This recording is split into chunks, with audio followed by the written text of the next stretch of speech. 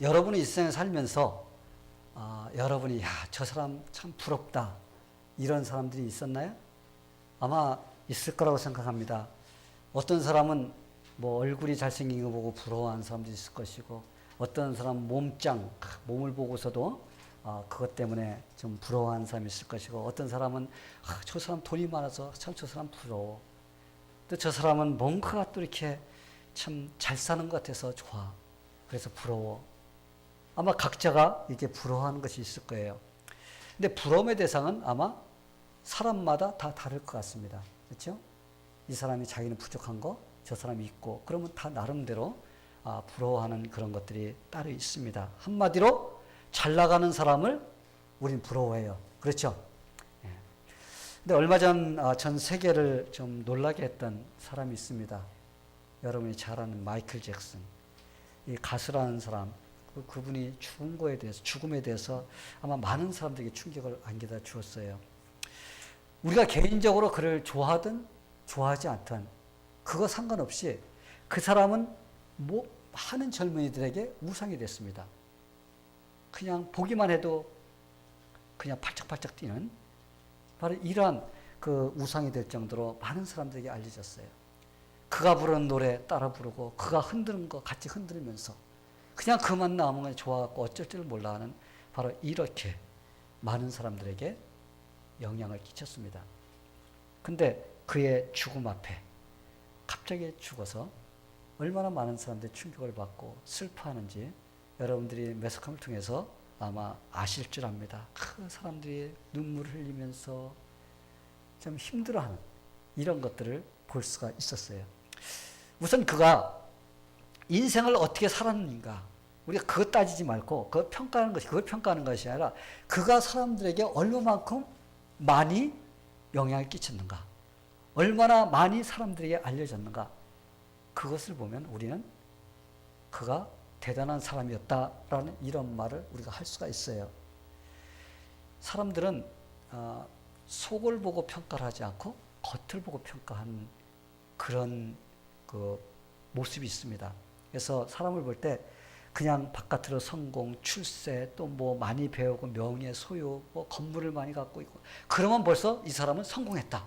그냥 그걸로 다 이렇게 생각을 해버리고 부러워합니다. 저 사람 진짜 행복할 것 같아. 저 사람 진짜 출세했어. 저 정도라면 걱정거리가 없을 거야. 한번 그러면서 부러움의 대상으로 이렇게 삼게 됩니다. 그런데 우리가 조금만 더 그 속으로 들어가서 보면은, 그 사람들의 속을 들여다보면은 부러워할 마음이 싹 사라진다는 것입니다. 그들을 부러워해야 할 것이 아니야. 오히려 염려하고 걱정스러운 일이 일어날 정도로 그 사람에게는 그런 것이 있다는 겁니다. 왜 그렇게 살까? 우리가 안타까워지는 마음에 들어가는 이런 사람들이 참 많이 있어요. 겉으로 볼 때는 그것이 우리가 부러워할 대상같이 보이지만, 그러나 우리가 깊이 들어가서 그 사람에게 그 속의 것을 알게 되면은 우리는 그것이 부러움의 대상이 아니라 오히려 우리는 안타까워하고 우리는 그거에 대해서 마음 아파하는 그런 상태가 된다는 겁니다. 마이클 잭슨을 예를 들어서 본다면 그도 마찬가지입니다. 그는 엄청난 인기와 명예, 돈, 자기의 혼자 들어갈 수 있는 공원이 있을 정도니까. 여러분 공원 갖고 있어? 땅도 없어. 근데 그 사람은 공원이 있어요. 자기의 팍이 있어. 거기는 허가 없이는 아무도 못 들어가. 그는 엄청나게 돈도 많이 벌고 사람들에게 인기도 있고 그런 삶을 살아서 부러움의 대상인 것 같이 보였지만, 그는 결국은 인생이 그렇게 평탄하지가 않았다는 겁니다. 그가 죽었는데 죽었다는 정확한 사인도 나오지 않아요. 그냥 약물을 복용했고 나중에 과다 복용했기 때문에 그가 그거로 인해서 죽었다라는 이런 것만 나왔지 정확하게 나오지도 않고 그냥 죽고 말았습니다.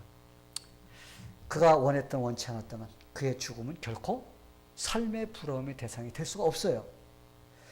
그가 어쩌면 우리를 부러워하며 살았을지도 몰라요.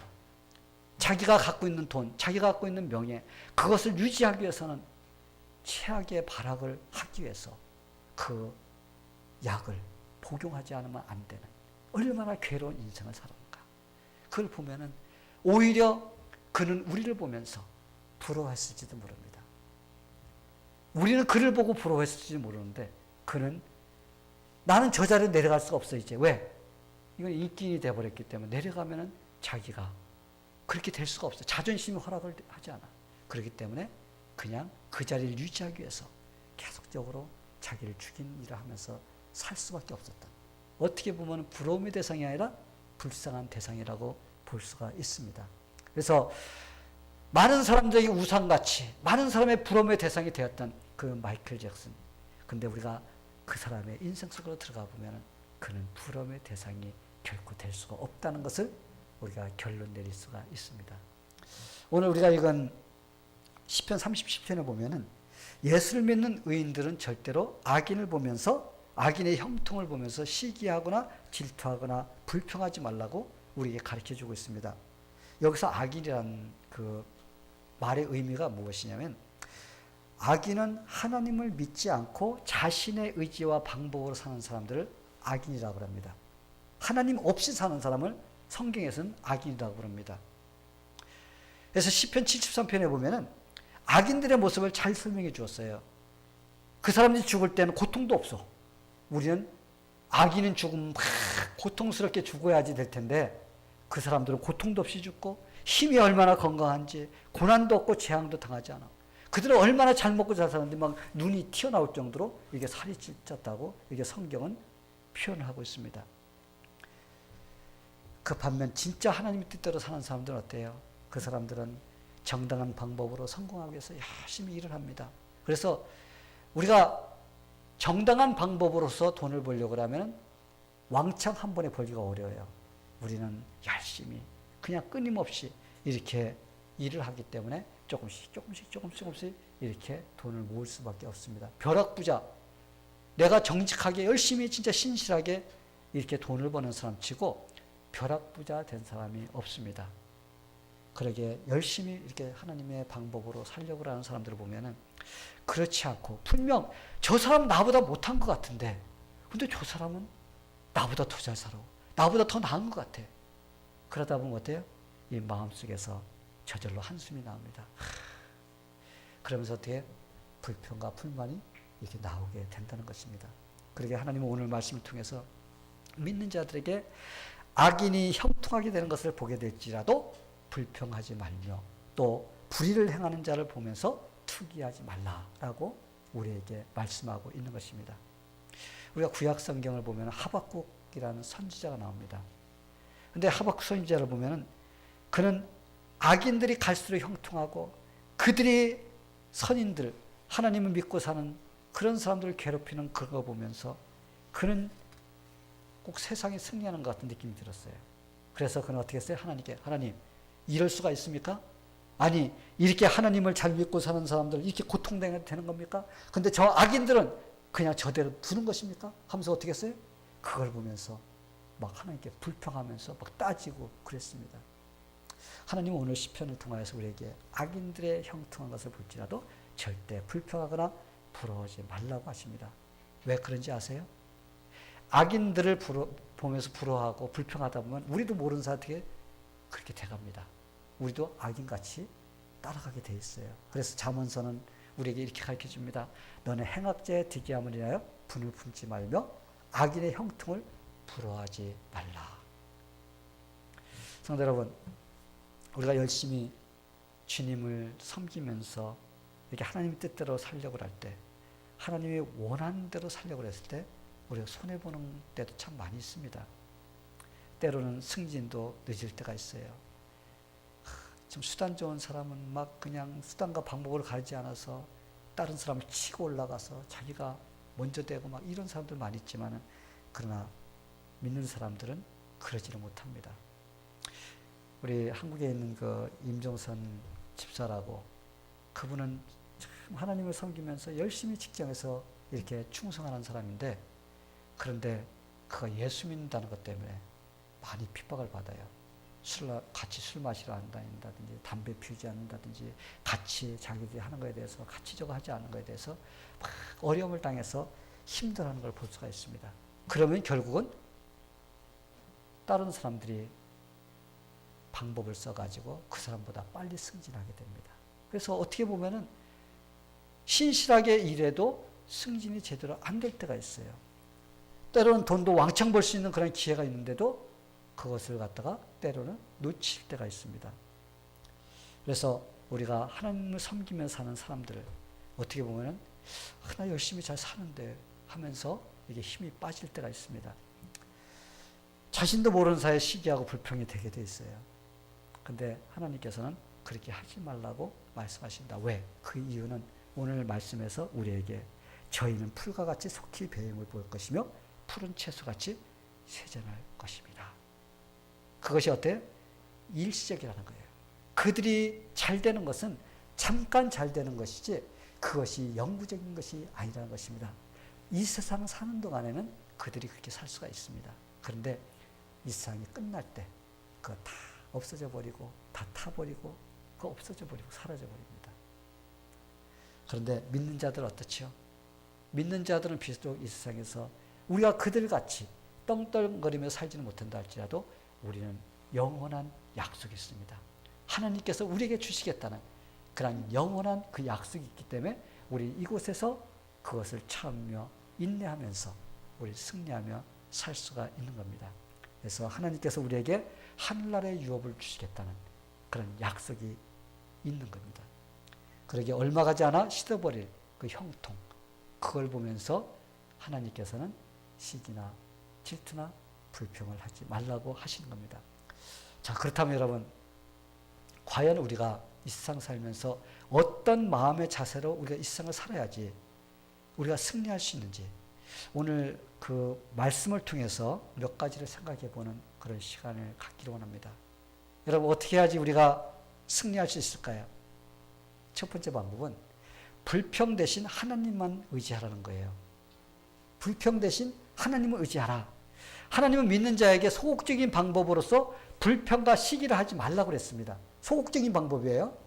그런데 믿는 자들은 소극적인 방법에서 머물러 있는 것이 아니라 하나님께서 적극적인 방법을 사용하라는데 그것이 무엇이냐면 나를 의지하라. 하나님께서 나를 의지하라고 말씀하십니다. 이게 바로 적극적인 방법입니다.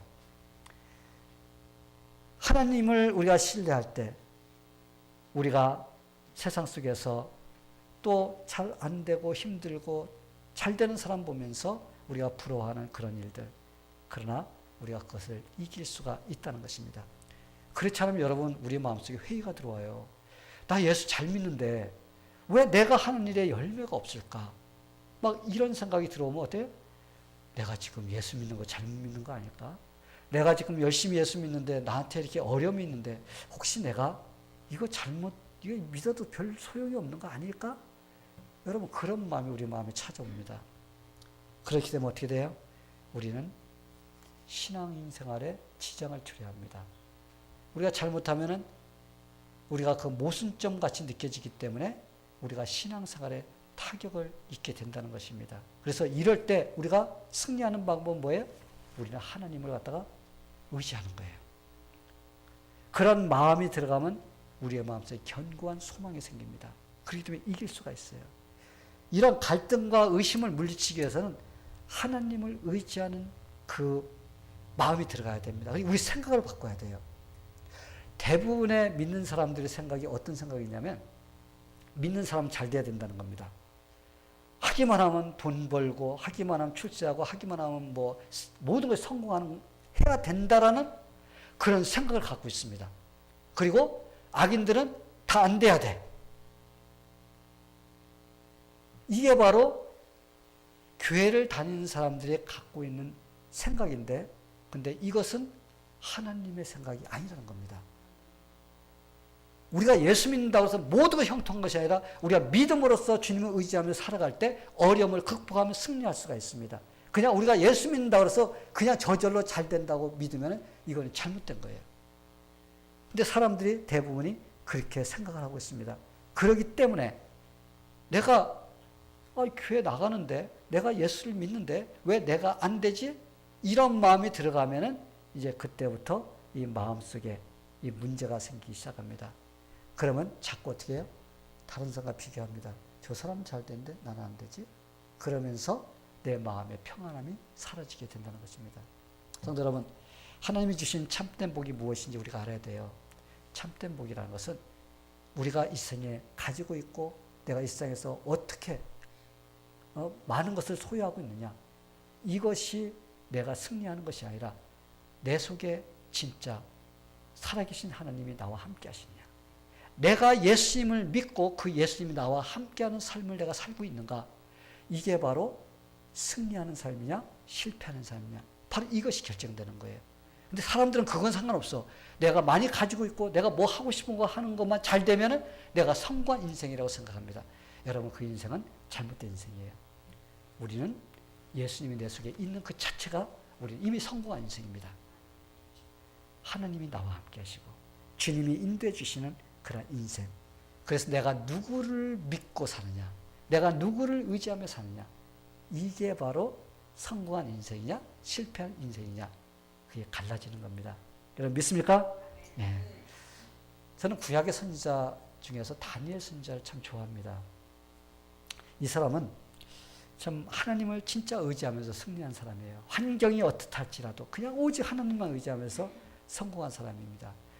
다니엘은 젊었을 때 바벨론으로 포로 잡혀갔어요. 잡혀가서 거기에서 왕 밑에서 이제 사는데 하나님께 지혜를 주셔가지고 그때그때마다 그 좋은 어드바이스를 해줌으로써 그는 승진했어요. 그래서 왕이 신임을 해줍니다. 그러다 보니까 밑에 있던 사람들이 시기가 나기 시작합니다. 그래서 저 사람을 쓰러뜨려야 되는데, 근데 아무리 쓰러뜨리려고 해도 이 사람은 신실하게 살기 때문에 쓰러뜨릴 수 있는 방법이 없어요. 잘못한 게 없으니까. 그러니까 그들이 가만히 있다가 저 사람을 쓰러뜨릴 수 있는 방법은 한 가지밖에 없다. 저 사람이 하루에 3번씩 기도하는 것, 그리고 하나님을 믿는 것, 요것을 잡아서 쓰러뜨려야 된다 해서 법을 만들었습니다. 바벨론에 다른 신을 섬긴다든지 다른 신에게 기도한다든지 그러면은 그 사람을 갖다 사자굴에 던지는 법을 만듭시다. 그래서 왕을 갖다가 어떻게 했어요? 살살살살 해서 법을 만들었습니다. 그리고 법령을 제정했어요. 그런데 다니엘은 그것을 다 알고 있었습니다. 그런데도 그는 하나님만 의지하는 그 믿음이 있기 때문에 그는 하루에 3번씩 꼭 문을 열어놓고 하나님께 기도하고 하나님을 의지했어요. 결국은 어떻게 됐습니까? 그 사람들이 계획대로, 악한 자들의 계획대로 그가 잡혀서 사자굴에 던짐을 받았습니다. 그런데 하나님께서 그렇게 당할 때 다니엘은 그들에게 시기하지 않았어요. 불평하지 않았습니다.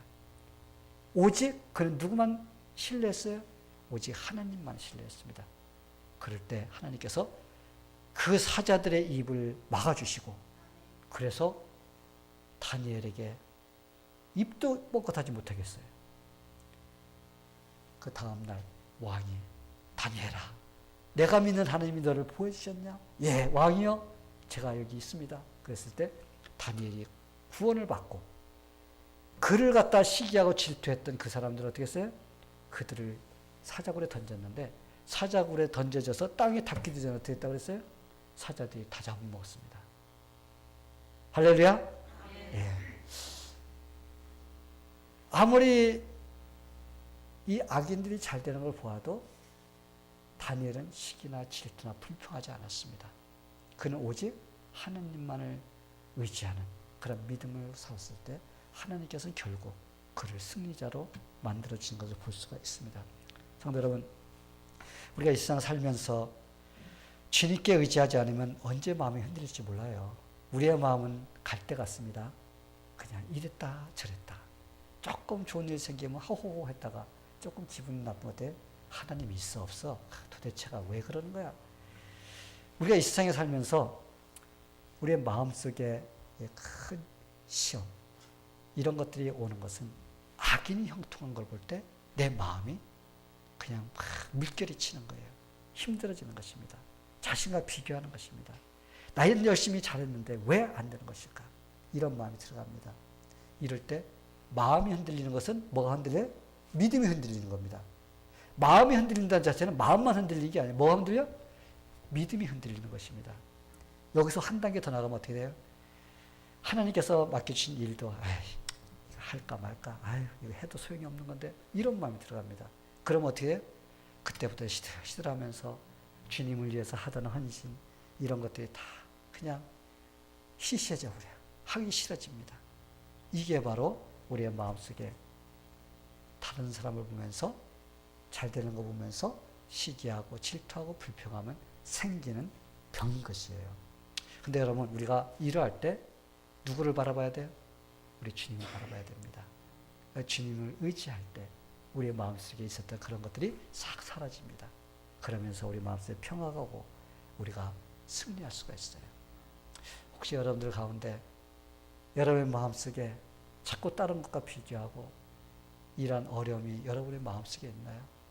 이런 것이 있다면 빨리 지금은 하나님을 의지할 때구나. 그러면서 여러분들이 하나님을 의지하면서 모두 승리하게 되기를 예수님의 이름으로 축원합니다. 두 번째로 불평과 시기를 이길 수 있는 적극적인 마음의 자세는 하나님을 기뻐하는 거라고 했어요. 오늘 말씀 보니까 4절에 보니까 그렇게 되어 있습니다. 여호와를 기뻐하라. 저가 내 마음의 소원을 이루어 주시리라. 땅을 바라보면 우리는 실망합니다. 근데 우리는 하늘을 바라봐야 됩니다. 땅이라는 건 뭐예요? 이 세상에 살고 있는 사람을 바라보는 게 땅을 바라보는 거예요. 하늘은 우리 하나님을 바라보는 겁니다. 그래서 하나님을 바라보면서 기뻐하는 겁니다. 하나님을 기뻐한다는 것은 하나님으로 만족한다는 것입니다. 여러분 진짜 하나님으로 만족하고 계신가요?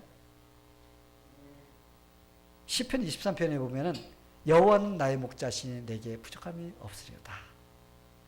하나님으로 만족하는 사람이 누군가? 그 사람은 하나님을 잘 아는 사람이에요. 하나님을 잘 아는 사람은 자기의 인생의 주인을 하나님으로 섬기며 사는 자입니다. 그래서 무엇이든지 하나님께 의탁하면서 그분이 해주시는 것을 만족하면서 우리가 가는 그 인생, 바로 그 사람이 하나님으로 만족하는 사람이에요. 그렇기 때문에 악인들이 잘 되는 걸 보아도 관심이 없어.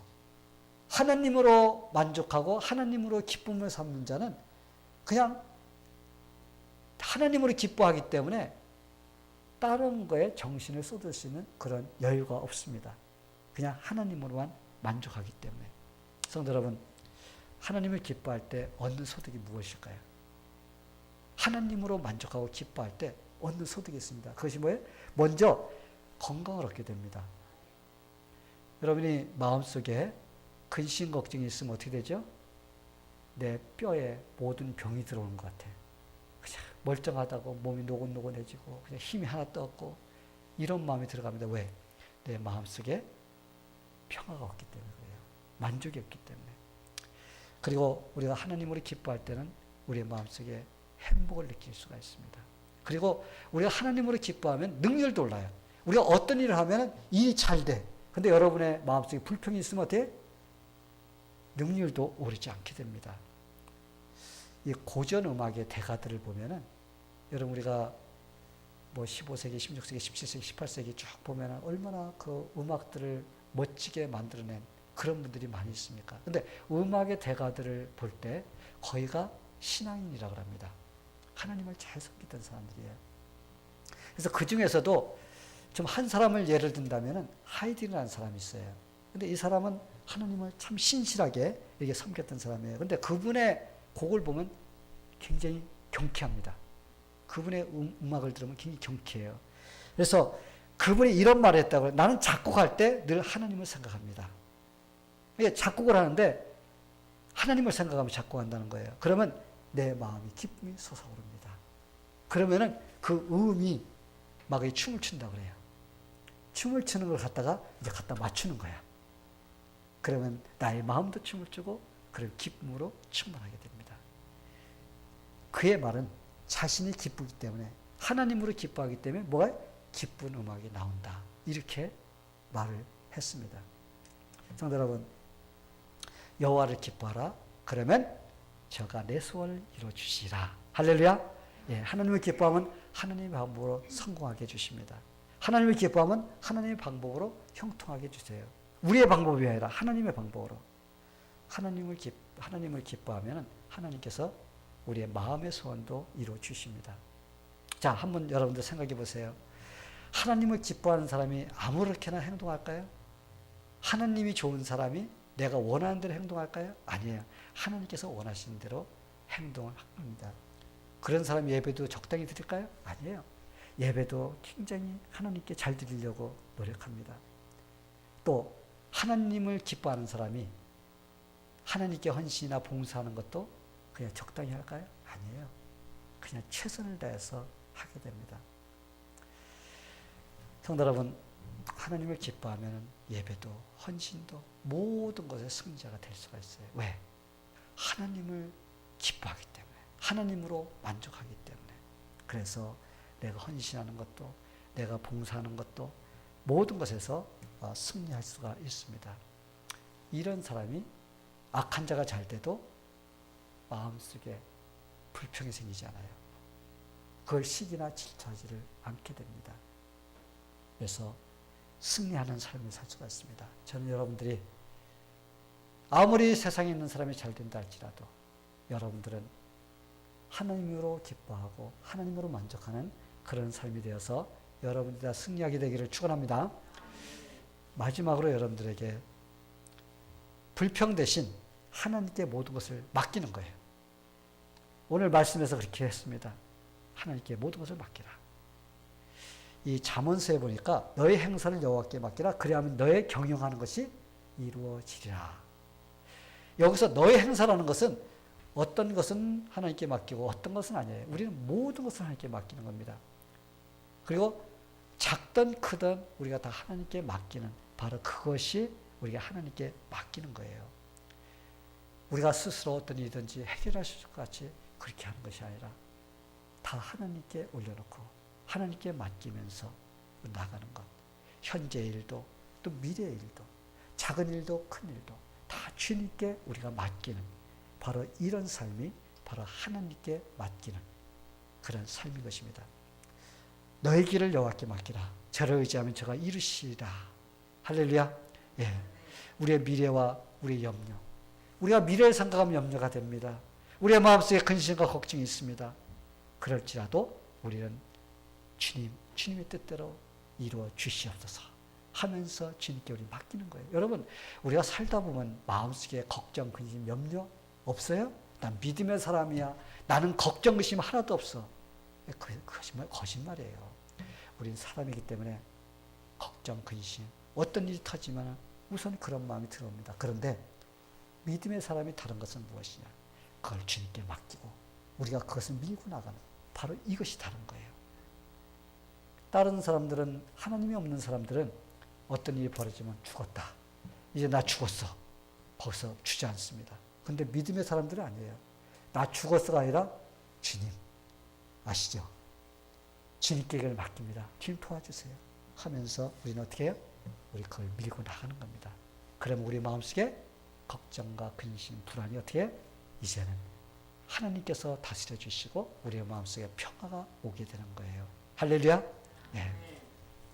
계획은 사람이 세우지만 이루시는 분은 누구라고 그랬어요? 우리 하나님이시라고 했습니다.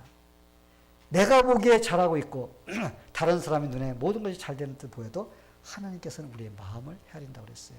그래서 하나님께서 기뻐하시는 모습이 돼야 돼요. 말로만 하나님께 하나님 내 주인이십니다. 하나님 모든 것 주님께서 알아서 해주세요. 그러는데 속에서는 다 자기가 해. 그러면 그거는 하나님께 주권을 내드린 게 아니에요. 하나님께 맡긴 것이 아닙니다. 우리가 모든 것을 하나님께 맡길 때 하나님께서 붙들어 주시고 영원히 흔들리지 않도록 우리를 도와주실 것입니다. 우리가 작은 일도 큰 일도 어떤 계획이든지 하나님 이걸 통해서 하나님의 영광이 드러나게 주시옵소서 이런 마음을 가지고 우리가 할 때 우리는 하나님께 순종할 수가 있습니다. 우리가 순종하는 삶을 살 때 하나님께서는 또 우리 삶 속에 역사해 주십니다. 그래서 믿는 자들은 하나님께 맡기고 순종하며 가는 그런 삶을 살 때 하나님께서 우리를 이끌어 주십니다. 아멘. 예, 아주 훌륭한 말, 호수하면은 아라비아 말이라고 그래요. 아랍 쪽에 옛날에 요즘은 말 타고 다니기가 없는데 아마 좀 오래전에 말 타고 다니는 시절에는 아마 아라비아의 그 말들이 아마 좋다고 그래요. 근데 그 중에서도 아주 좋은 말들만 골라갖고 이제 조련사들이 훈련을 시킵니다. 오랜 기간에 훈련시킨다고 그래요. 그래서 훈련을 계속 시키다가 나중에 종합시험이 있다고 합니다. 그 종합시험이 무엇이냐면 주인에게 얼마만큼 순종을 합니까? 그 테스트를 한다고 합니다. 그 테스트를 하는데 어떻게 하느냐? 한 며칠 동안 말들에게 물을 주지 않는다고 그래요. 물을 주지 않으면 어때요? 목이 막 타잖아요. 갈증이 생깁니다. 그러다가 그 말들을 이제 물가로 데려가는 겁니다. 그럼 말들이 물을 보면 어떻게 합니까? 막 달려가서 물을 막 마시려고 그래. 그러면 그때 탁 조련사가 휘바람을 확 부는 거예요. 그럼 어떻게 해? 제대로 주인에게 순종하는 훈련이 제대로 된 말은 거기에서 즉각적으로 돌아온다고 합니다.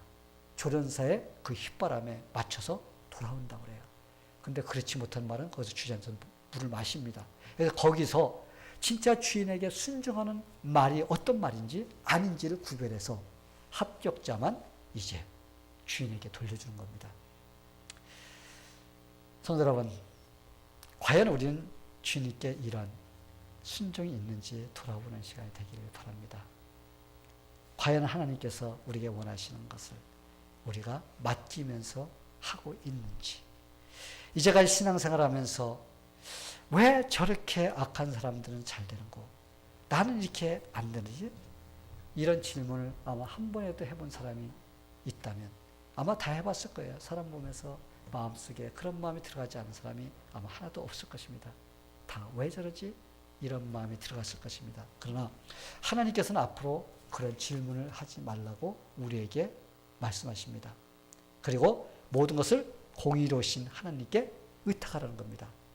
그러면서 우리가 나갈 때 하나님께서는 하나님의 방법으로 예수 믿는 자들을 하나님께서 나중에 축복으로 채워주시고, 또 믿지 않는 자들은 심판으로 그들을 다스릴 것입니다. 성도 여러분, 하나님은 신실하십니다. 예, 오늘 이 말씀을 의지하면서 우리 모두 열심히 삽시다. 아멘. 왜냐하면 하나님은 의로운 사람들을 반드시 승리케 하신다고 약속하셨어요. 그리고 악한 자들은 형통함, 그거 잠시 동안이에요. 그리고 반드시 하나님께서 심판하실 것입니다. 그걸 보면서 여러분의 마음 빼앗기지 마시고 우리 모두 다 주님을 의지하면서 승리하는 그런 삶이 되기를 예수님의 이름으로 축원합니다. 네, 다 같이 기도하겠습니다. 하나님 아버지 감사합니다. 우리가 이 세상 살 때 하나님을 믿는 의로운 자들과 악인들이 같이 섞여서 살고 있습니다. 그런데 하나님을 믿는 자들보다 믿지 않는 자들이 더 잘 되는 걸 우리가 보면서 때로는 우리 마음이 상처를 입고 힘들어하고 신앙에도 타격을 입을 때가 있습니다. 하나님 도와주셔서 우리가 그러한 것들이 우리의 마음속에서 일어나지 않도록 도와주시고, 하나님의 말씀을 통하여서 우리가 그들을 시기하고 불평하지 않게 도와주시옵소서. 그리고 승리하는 삶을 살 수 있도록 하나님께 도와주시옵소서. 그리고 결국 믿는 자들이 최후의 승리자가 된다는 이 한 가지를 우리가 잊지 않도록 우리의 마음속에 하나님께서 붙들어 주시옵소서. 예수님의 이름으로 기도하옵나이다. 아멘.